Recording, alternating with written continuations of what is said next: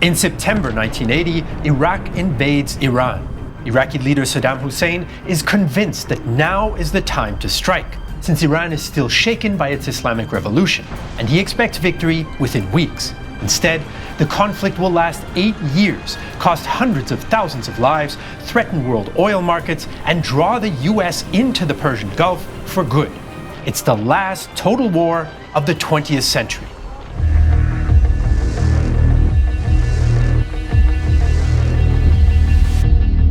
In 1979, the Iranian Revolution hits the Middle East with a political earthquake. Under the Shah, Iran was a US ally, but his repressive rule leads to his overthrow. Iran is now controlled by Islamist forces fiercely opposed to the US. This change of regime also spikes tensions with neighboring Iraq. Iraq is ruled by 42-year-old dictator Saddam Hussein and the secular nationalist Ba'athist Party. He has recently displaced the previous leader and purged the party to make it more loyal to him. Most of Iraq's 13.5 million people are Arabic speakers belonging to the Shiite branch of Islam, though the minority Sunni Muslims control the regime. There's a large Kurdish minority in the north as well. In recent years, Saddam has cracked down on Iraqi Kurds and Shia insurgents who resent secular Sunni rule. Iran is much larger, with more than 38 million people, most of whom are Farsi-speaking Persian Shia. The country is led by spiritual guide Ayatollah Ruhollah Khomeini, the leader of the revolution that brought radical Shia Islamists to power. Iran also has independence-minded minorities, like the Azeris, Baluchis, Iranian Kurds, and Arabs of the Khuzestan region. Saddam sees the Iranian Revolution as an historic opportunity to gain an advantage over a suddenly weakened regional rival. It is more useful to hit the Iranians now because they are weak.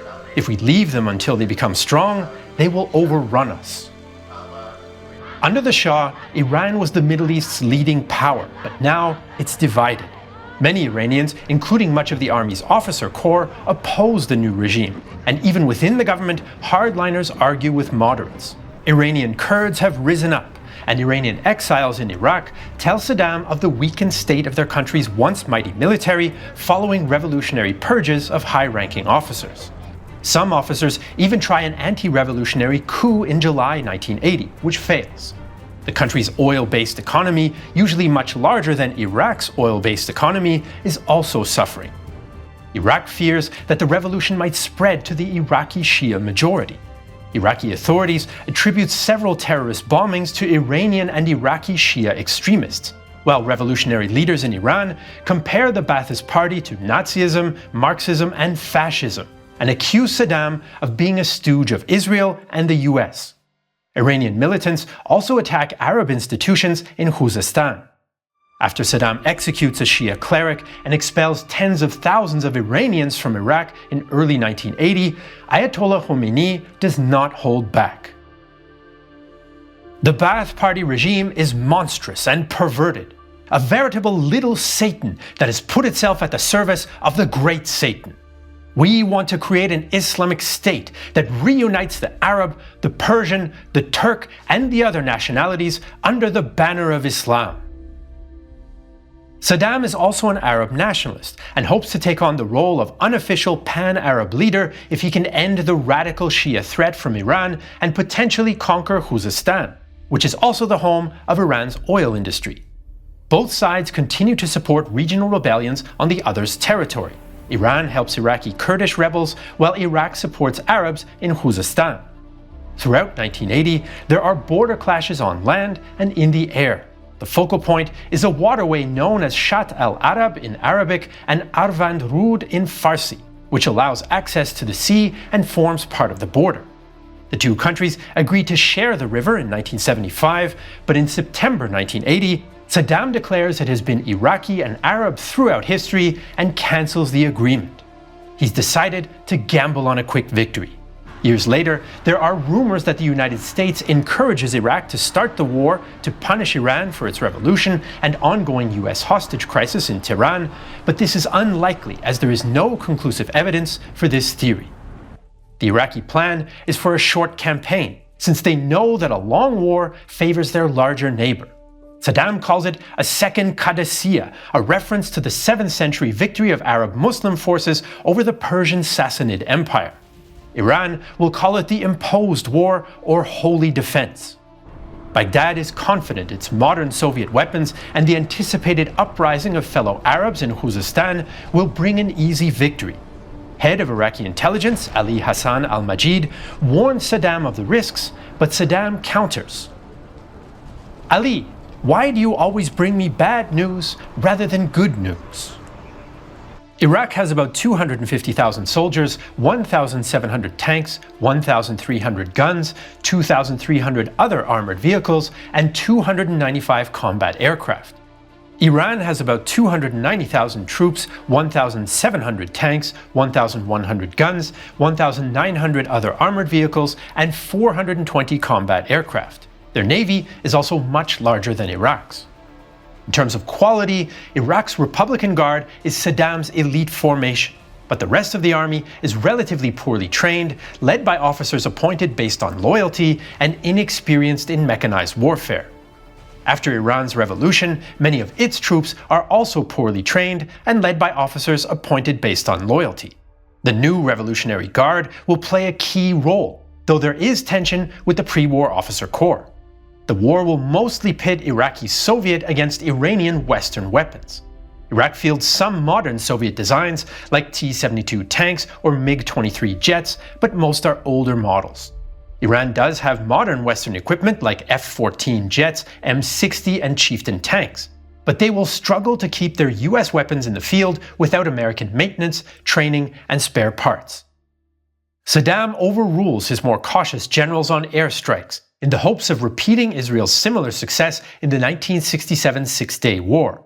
On September 22nd, the Iraqi Air Force hits Iranian airfields, even though they lack specialized munitions to take out reinforced hangars and radar sites.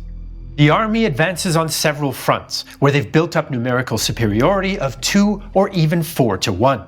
They push the Iranians back in Iranian Kurdistan, capture Qasr-e-Shirin to secure the road to Baghdad, and move into Khuzestan towards Ahvaz. The main targets, though, are Abadan and Khorramshahr, the heart of the Iranian oil industry and an important port. But these two cities are surrounded by waterways, and access is limited to 2 bridges, and the Iranians fight back fiercely. Iranian jets and Cobra helicopters strike at Iraqi spearheads, slowing them down. Iran even hits targets inside Iraq. One of them is the French-built Osirak nuclear reactor, which Iran fears Iraq is using to develop nuclear weapons, although it's not destroyed. Iraqi command mistakes also hinder their progress. The Iranians are disorganized but will stop the Iraqis short of Ahvaz. It takes the Iraqis 5 weeks of heavy artillery bombardments and bloody street fighting to capture Khorramshahr, which falls in November. Stranded cargo ship crews in Khorramshahr are involuntary witnesses. Every day and every night, we stay on board and waiting that bomb will kill us. But the Iraqis cannot drive the Iranians out of Abadan, and 200 of their vehicles get bogged down in the surrounding marshes, so they besiege the city instead. The local Arab population does not welcome the Iraqis as liberators, partly because of the destruction that their invasion has caused. So Iraq has risked an invasion of revolutionary Iran, but despite its military advantages, its forces do not get far and Iranian Arabs do not rise up. The United Nations Security Council adopts a resolution urging both sides to peace talks, but neither side agrees. Iran has weathered the initial storm and is now ready to strike back. The external threat rallies many Iranians to the cause, even some opponents of Khomeini or Christian minorities, though divisions and opposition do remain. Khomeini creates a Supreme Defense Council to coordinate the war effort, but it's deadlocked with infighting between President Abdul Hassan Banisadr and religious members until Banisadr is later ousted. Iran mobilizes all available forces, the regular army, the police, the Revolutionary Guards, and volunteer units known as Basiji. Clerics even visit schools to recruit volunteers, and Tehran releases scores of pilots imprisoned for supporting the Shah, some of whom it executes after they help stop the Iraqi offensive. Iran itself goes over to the offensive in January 1981 with mixed results. Iranian units push back the Iraqis near Susangerd, but an Iraqi counterattack surrounds and defeats them. They try again in the fall, attacking several times, and the Iranians recapture some ground and lift the siege of Abadan, but there is no great victory. Iran then launches its biggest operation yet in 1982. Many of its new troops are Basij volunteers, including ex-soldiers, but also boys, some as young as 12. Some motivated by religious fervor and loyalty to Khomeini, others by national pride, while some are naive and consider the war a game. Men are also coerced to join the war by other means. I didn't want to join to the army force, but they forced me to come to battlefield because I wanted to continue my education and come out of Iran. They said, you gotta go to battlefield for 6 months. If you back alive, you can go out of the country. The Basiji wear a piece of white cloth on their uniforms to symbolize their own death shroud, the traditional Muslim covering for the deceased, so that each one would be carrying his own death with him. Each also carries a plastic key from Khomeini to guarantee his entry into paradise. Basij units received rudimentary training from the Revolutionary Guards and are poorly armed, so the shock of combat hits them hard. 13-year-old Zahed Haftlang recalls his baptism of fire. When I saw the first corpse, I was shocked. I was so afraid. Kids my age who'd lost their hands, their legs, and whose stomachs were torn open or who were shot in the face. All I could do was hold their hands, cry, and pray for them until they died. But these volunteers are critical on the battlefield, in Iran's mix of new and traditional tactics. Basij units charge the enemy, often in mass formation and through minefields, to clear the way for better trained and armed Revolutionary Guard or regular army units. In some cases, they throw themselves onto barbed wire obstacles so that others can climb over them. This results in very high casualties, but is often effective given Iran's advantage in numbers. In March 1982, 120,000 Iranian troops assault Iraqi positions near Shush, and the Iraqis pull back to the pre-war border. More Iranian offensives follow, which culminate in the recapture of Khorramshahr in May. Iraqi Najah Aboud is in a bunker in the town when he's badly wounded. Around us everywhere there were big bombs, big fires. I tried to go out from the bunker, but I can't. I thought it was the end of my life. Lots of shrapnel hit my body. My head was bleeding badly. Later I hear weapons very close to me. It means they start to kill all who were alive. I started to shake. Iranian Basij Zahed Haftlang enters the bunker and comes across Aboud. I was afraid. Oh my God. I found one Iraqi soldier. He was full of blood. He was crying and begging me. I didn't know what he says. And he showed me his family picture. His wife, she was so beautiful, woman with a nice kid. That photo changed my mind. I made a decision to save that family. Aboud remains a prisoner in Iran for 17 years. After his release, he flees to Canada, where he randomly meets Haftlang in a counseling center, though he never finds his wife Aliyah and son Amjad after the war. The Basij units also get international attention when Iranian officer Hamid Zirakbash defects to the west. 12 years old until 17, 16, because over that age they know what's going on, and they don't go too much for Khomeini. I just can tell you that about 15,000 of them got killed, and thousands of them got injured and captured by Iraqis. So by 1982, Iran has turned the tables and starts to push Iraqi forces back, though at great cost. In June, Saddam says he's willing to consider a ceasefire and withdrawal. But Tehran knows it has the upper hand and demands the end of the Ba'athist regime, the return of Iraqi Shia exiles, and reparations. Baghdad refuses, which opens the way for a new phase of the war. Iran's leadership agree that Iraq must be punished for its invasion, but disagree about what to do next. Revolutionary Guard leaders want to invade Iraq and think that Iraqi Shia will rise up and greet them as liberators. New President Sayed Ali Khamenei, some religious leaders, and many regular army generals are more cautious though. They argue that Iraq has enlarged its army and still holds a firepower advantage. The hardliners prevail, and in July 1982, Iranian forces cross the border into southern Iraq. Their goal is Basra, the major hub for Iraqi oil. But in 2 weeks of fighting, they don't get far.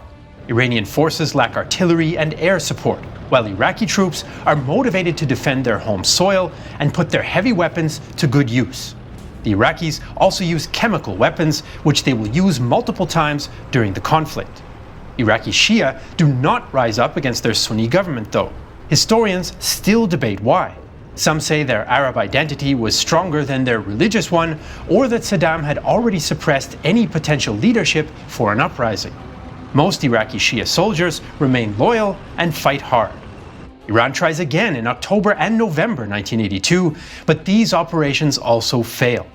1983 sees more of the same, with several Iranian offensives gaining little ground. Iraq tries to cripple Iran's oil refineries by bombing them, but although this does damage Iran's exports, it does not damage Tehran's resolve. Iran now holds the initiative, so Iraq adjusts its approach to the war. Saddam and his generals realize they cannot achieve their initial goals, so now they accept a more static war and mostly go over to the defensive on the ground, hoping Iranian forces will exhaust themselves. Trench warfare becomes a common feature of the war, as do artillery duels and human wave attacks. These methods coexist with complex mechanized maneuvers and modern air warfare technology alongside small-scale ambushes in the 20th century's last total war.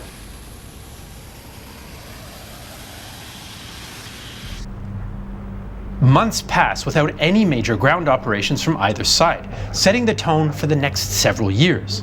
Iran has more manpower, but it has terrible logistics problems with its mix of existing US and newly imported Soviet-designed equipment. It also suffers from renewed purges of its officers by the regime. The Iraqis do launch many smaller counterattacks, and they benefit from superiority in the air. But their army's morale suffers under constant pressure and from cruel discipline and officer-class corruption. Both sides also launch popular fundraising campaigns for the war effort and intensify propaganda to shore up the home front. Iran mixed religious fervor with nationalist messages to resist the historical Arab invader. Children like Negin Shiragai are not spared. My childhood friends would say the war is great and how brave the people are. They would have family members who'd been to the war, and they were proudly saying what they did and how many Iraqi soldiers they killed. On television, we would watch a lot of propaganda, like we are the best country in the world. In October 1984, Iran pushes into the mountains east of Baghdad and gains some ground. In the context of the stalemate, this is a significant advance and puts pressure on the smaller Iraqi army. But the Iraqis are far from defeated. In March 1985, the Iranians attack towards Basra but make little progress. In February 1986, they capture the Fa Peninsula, which threatens Iraq's access to the sea. This is perhaps their biggest success since the recapture of Khorramshahr back in 1982, but follow-up attacks produce limited gains. Despite the exhaustion of both sides, neither side is ready to give in. In August 1986, Ayatollah Khomeini is still confident. We should neither submit to imposed peace nor to imposed arbitration. We should continue the war until victory, and it is near. After the failure of the Iranian invasion of Iraq, the conflict slips into stalemate again. While positional warfare and occasional local Iranian offensives dominate the fighting on the front lines, both sides look for a way out by opening new fronts and internationalizing the war. After Iraq's initial offensive fails and Iran hits back, Iraqi leadership is facing some tough choices. Their smaller population means they can't raise as many troops as Iran, and they fear they'll be ground down if they stay on the defensive for too long. As many Iraqi units as could be spared leave the front lines for training, and Saddam expands his elite Republican Guard for future counterattacks. Iraq also declares the Persian Gulf, also known as the Gulf of Arabia, into a war zone in late 1983. Starting the so-called tanker war. The Gulf is the lifeline of the world's oil supply, and Baghdad wants to force the United States and the Soviet Union to pressure Iran into ending the war. Iraqi forces blockade Iran's Karg Island port to prevent oil exports, but they also attack neutral tankers transporting Iranian oil. Iran wants to stop international support for Iraq, so it threatens to close the Strait of Hormuz and cut off the global oil trade. It stops neutral shipping to inspect for arms shipments to Iraq and places Chinese Silkworm missile batteries on its coast. The Soviet Union, the United States, and European countries are worried about another oil crisis like the one that damaged the world economy after the Yom Kippur War in 1973. So the US and several NATO members send warships to the Persian Gulf. The Soviet Navy also sends ships to escort tankers. Iran never does close the strait, but they board ships, attack merchantmen, and lay sea mines, which prompts several NATO countries to send minesweepers. In January 1987, an Iranian ship fires at the British tanker Isomeria. One thing we do expect from the Iranians is the unexpected. It was earlier on this year that after an innocuous exchange, that the Iranian frigate wished the Isomeria a nice day, pulled back and then fired 5 missiles at him. Oil-rich Kuwait is so worried that it asks for its tankers to sail under the US flag for protection.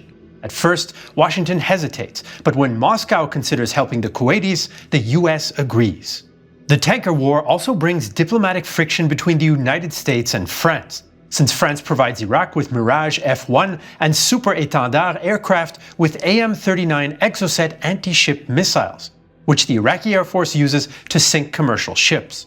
On May 17, 1987, an Iraqi Mirage fires on American warship USS Stark, killing 37 crew. Baghdad apologizes and says the pilot mistook the frigate for an Iranian oil tanker. The next year, guided missile cruiser USS Vincennes shoots down an Iranian passenger plane while in Iranian territorial waters, killing all 290 people on board. The US claims the ship mistook the plane for an Iranian F-14 and later pays compensation. In September 1987, an Iranian vessel is caught laying sea mines off Qatar. After a US frigate hits one of those mines in April 1988, the US Navy launches Operation Praying Mantis, its largest surface fleet operation since World War II. 3 US Navy surface action groups, including aircraft from the USS Enterprise and US Marines in helicopters, attacked 2 Iranian oil platforms which also house military equipment and personnel. Iranian Navy vessels and fighter jets respond to the attack, and US forces sink or damage several. In retaliation, Iran fires Silkworm missiles, but the Americans shoot them down and both sides disengage. Until the end of the war, Iran and Iraq attack hundreds of vessels. Iraq sinks 54 cargo ships to Iran's 18, while many more are damaged. The tanker war increases international involvement and tensions, but does not lead to a 1973-style global oil crisis. Like the ground war, the tanker war ends up more or less stalemated. At the same time as tankers became targets, though, Iraq is also trying to force Iran to negotiate by striking at the home front, in what becomes known as the War of Cities. In 1984, Iraq decides to extend the war to Iran's major urban centers. Iran does not have enough air defenses to protect its cities against attacks by Iraqi aircraft and ballistic missiles. And the Iraqis hope that by terrorizing the population and showing the impotence of the revolutionary government, Iran will have no choice but to end the war. Iraq sends Scud-B and Frog-7 missiles, as well as air-to-surface munitions, into western Iran, including Tehran, Isfahan, Shiraz, and Tabriz. Iran responds, though it has fewer missiles and aircraft available, and hits Baghdad, Basra, and Kirkuk. Iraq even uses mustard gas and other chemicals in its attack on the Iranian Kurdish town of Sardasht in 1987, killing over 100, wounding several thousand, and condemning further thousands to years of health complications. The UN and US have already confirmed the use of such weapons several times earlier in the war, but a UN report fails to name Iraq as the user, in part due to US diplomatic pressure to not damage Iraq's position. A US official later reveals why. The use of gas on the battlefield by the Iraqis was not a matter of deep strategic concern. we were desperate to make sure that Iraq did not lose. The international community remains largely silent about Iraqi chemical weapons use during the war. There are accusations that Iran also produces and uses chemical weapons during the war, but they remain unproven. Early in the War of Cities, UN Secretary General Javier Pérez de Cuellar negotiates a stop to the attacks, but this agreement doesn't last long. The attacks take place in bursts of several weeks in 1984, 85, 87, and 88, usually initiated by Iraq. The recurring War of Cities devastates infrastructure in both countries, kills and injures tens of thousands of civilians, and lowers civilian morale. Iranian author Marjan Satrapi will later write about the civilian experience in her graphic novel Persepolis. So the land war is still bogged down, and the war in the Gulf and against civilians are now features for the rest of the conflict. It is these new fronts that make the most international headlines, but other powers have been indirectly involved in the war since the start. The Soviet Union has been Iraq's biggest weapons supplier before the war, going back to the 1960s, and it opposed the Iranian Revolution. But in 1980, it stops most arms deliveries to Iraq as it disapproves of the invasion. Once Iran seems to gain the upper hand, though, the USSR resumes supplying Iraq, but plays a muted role in the war overall. Officially, the United States is also neutral. It opposes both the Iranian Revolution and Iraq's ties to terrorist groups and Palestinian militants, and its long-standing relationship with the Soviet Union. Former Secretary of State Henry Kissinger allegedly sums up the US's ambiguous position. It's a pity they both can't lose. The US, though, sees Iraq as the lesser evil. It provides financial aid, intelligence, allows sales of US weapons to Iraq via other countries, and sends some dual-use materials that can be used by Iraq's military. Revelations that Iraq uses US loans to buy weapons later lead to the Iraqgate scandal. Another scandal erupts when the public learns of the Iran-Contra affair, where the US illegally sells arms to Iran. President Ronald Reagan hopes that this would get Tehran to pressure Hezbollah into releasing the Western hostages that it was holding in Lebanon and improve future relations with Iran. Following the suggestion of US officer Oliver North, the money from the sale is then used to illegally buy other weapons for anti-communist guerrillas in Nicaragua, bypassing the US Congress and the President. Reagan makes a humiliating public admission in 1987. Secretary Shultz and Secretary Weinberger both predicted that the American people would immediately assume this whole plan was an arms for hostages deal and nothing more. Well, unfortunately, their predictions were right. As I said to you in March, I let my preoccupation with the hostages intrude into areas where it didn't belong. The image, the reality of Americans in chains, deprived of their freedom and families so far from home, burdened my thoughts, and this was a mistake. My fellow Americans, I've thought long and often about how to explain to you what I intended to accomplish, but I respect you too much to make excuses. The fact of the matter is that there's nothing I can say that will make the situation right. I was stubborn in my pursuit of a policy that went astray. Jordan and Saudi Arabia support Iraq, since they fear Iran. Syria and Libya support Iran, since they fear an aggressive Saddam if Iraq wins. So does Israel, which had been allied to the Shah's Iran and now sees the Islamic Republic as the lesser evil, but hopes that the war will weaken both sides. Israeli Prime Minister Menachem Begin famously wishes both sides much success. And in 1981, Israeli jets even destroy Iraq's Osirak nuclear reactor, which Iran had previously damaged. Tehran considers Israel a little Satan, but accepts Israeli military aid and expertise and allows Iranian Jews to emigrate to Israel. On the other hand, Iran supports Hezbollah after the Israeli invasion of Lebanon in 1982. The arms trade booms despite the official embargoes. China, the US, the USSR, Yugoslavia, Italy, and others sell weapons to both sides. China is Iran's biggest supplier, followed by North Korea, Libya, and Israel.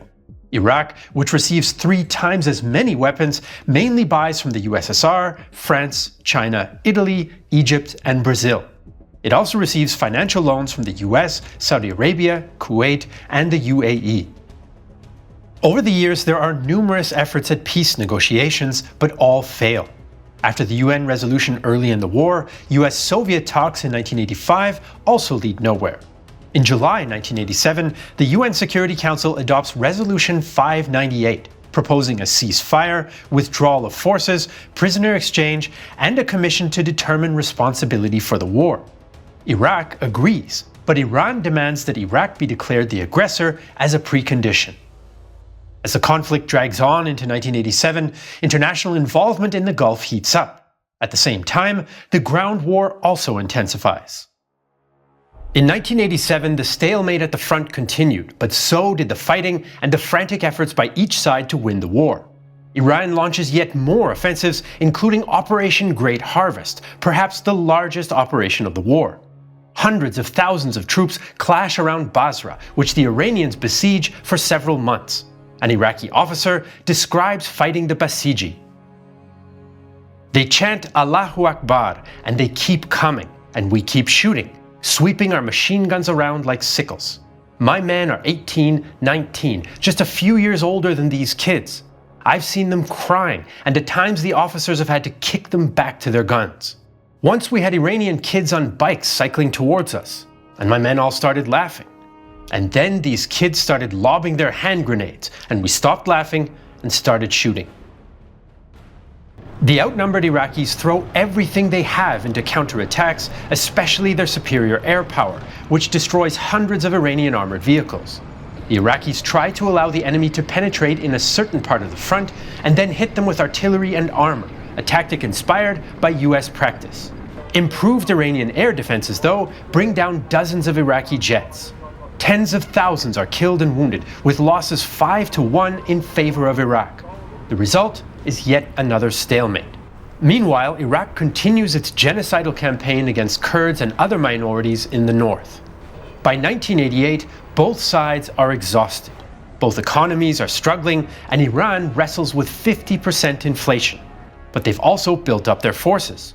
Iraq now has 800,000 men, 3,400 tanks, 4,500 other armored vehicles, 2,300 guns, 360 combat aircraft, and 140 attack helicopters. This Iraqi army is much stronger than the one that started the war 8 years before. It has more Western equipment, better logistics, better training, and its officer corps is much better. Iran has 850,000 men, 1,100 tanks, 1,400 armored vehicles, 900 guns, 60 active combat aircraft, and 40 attack helicopters. Iran's renewed mobilization does bring more troops, but desertion rates increase and it's lacking heavy weapons. Nearly half of the Iranian ground forces belong to the Revolutionary Guards and Basiji volunteers. Iran reignites the War of Cities using North Korean missiles, and about half of the attacks against urban centers in the entire war take place in 1988 alone. Iraq unveils its new Al-Hussein missile, a modified Soviet Scud-B with enough range to hit Tehran, and thousands of Iranians flee to the countryside in fear of chemical attacks. Iran also launches an offensive in Iraqi Kurdistan, which soon gains ground. In response, on March 16th, Iraq commits one of the most heinous crimes of the war. It attacks the Iranian-occupied Iraqi Kurdish town of Halabja with a mixture of chemicals, including the nerve agent sarin, killing up to 5,000 civilians. Resident Kherwan recalls the attack. I saw people lying on the ground, vomiting a green-colored liquid, while others became hysterical and began laughing loudly before falling motionless onto the ground. Later, I smelled an aroma that reminded me of apples, and I lost consciousness. When I awoke, there were hundreds of bodies scattered around me. Birds began falling from their nests, then other animals, then humans. It was total annihilation. This region of Kurdistan was home to part of the independence movement that Saddam ruthlessly put down in the mid-1970s, and which Iran supports during the war. Baghdad blames Iran even though Saddam ordered Hassan al-Majid, known after as Chemical Ali, to carry it out as part of a wider campaign of genocide and so-called Arabization. The attack, though, does stop the Iranian offensive. It's clear that the war cannot continue for long, so in April, Iraq launches a final offensive to gain a better position in any negotiations. Their forces recapture the Fa Peninsula, inflicting heavy losses on the Iranians and taking out a silkworm battery. The leftist Iranian resistance group, known as MEK, and fighting alongside Iraq, launches 2 small offensives as well, but its initial gains around Mehran are soon crushed. Iraq has nearly exhausted its available manpower, so Saddam claims the Fa Peninsula victory justifies accepting a ceasefire. Iran blames its losses on a lack of heavy weapons, aircraft, and anti-aircraft defenses, problems for which it has no answer given its international isolation. Tehran is worried about its economic problems, potential Iraqi chemical weapons attacks on Tehran, and US pressure in the Gulf. Finally, both sides agree to the UN ceasefire conditions, which Khomeini compares to, quote, drinking poison. The fighting stops on August 20th, 1988, and the Iran-Iraq War, the last total war of the 20th century, is over. According to conservative estimates, Iraq loses about 180,000 killed, 520,000 wounded, and 70,000 taken prisoner. Iranian losses are much larger, with 500,000 dead, 1.3 million wounded, and 45,000 prisoners, though some estimates of the total dead are as high as 2 million. Millions of survivors are traumatized for life, like Iraqi army medic Ahmed al-Mushattad. I dream about it until now.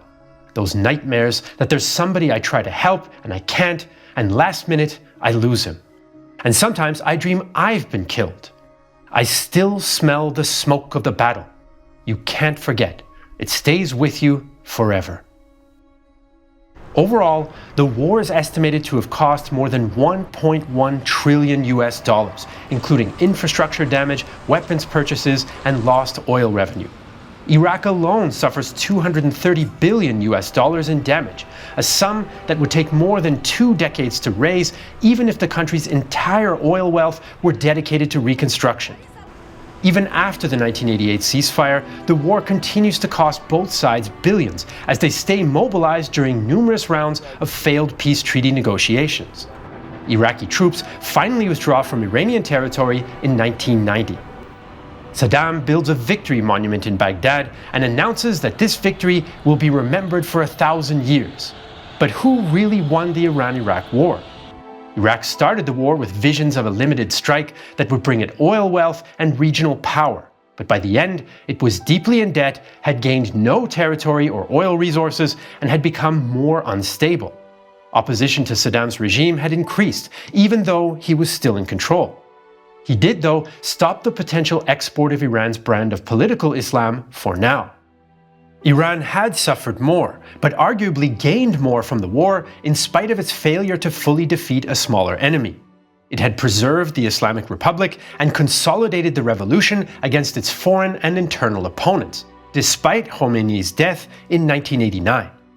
Long term, Iran arguably came out of the war in a better strategic position than Iraq, but the region is far from stable. Western naval forces are in the Gulf for good, and Saudi Arabia has emerged as an unfriendly regional power.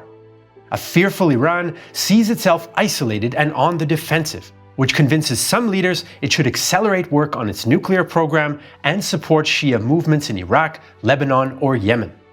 Many Iranians believe that Iraq acted on behalf of the West and the Soviet Union, contributing to animosity and suspicion.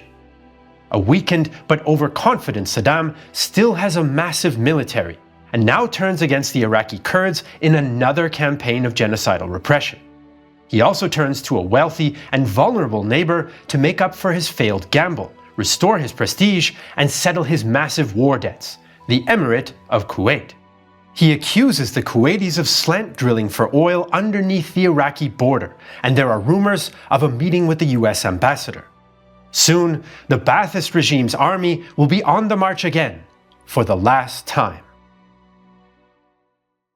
Creating massive military history documentaries like this one about the Iran-Iraq War takes our small team hundreds of hours.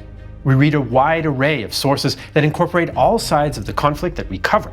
We go through hours of authentic archival footage to bring you close to the actual events. For our map animations, we've created an entire production pipeline which allows us to use dynamic and historically accurate maps and geodata. A big reason why we can do all of this is the support we get from our Patreon community. Their monthly or annual contributions allow us to go the extra mile for our documentaries and to cover unexpected topics you might not have heard about before. If you want to support our work here at Real Time History, go to patreon.com/realtimehistory. As a small thank you for your support, you can watch all our videos ad-free and you get access to our Discord server. Again, that's patreon.com/realtimehistory to support us directly. We want to thank Philip Jaska and Sina Tagva for their help with this episode. As usual, you can find all the sources for this video in the description below. To learn more about Saddam Hussein's next war, check out our episode about Desert Storm. If you're watching this video on Patreon or Nebula, thank you so much for the support. We couldn't do it without you. I'm Jesse Alexander, and this is a production of Real Time History, the only history channel that always delivers bad news to Saddam Hussein.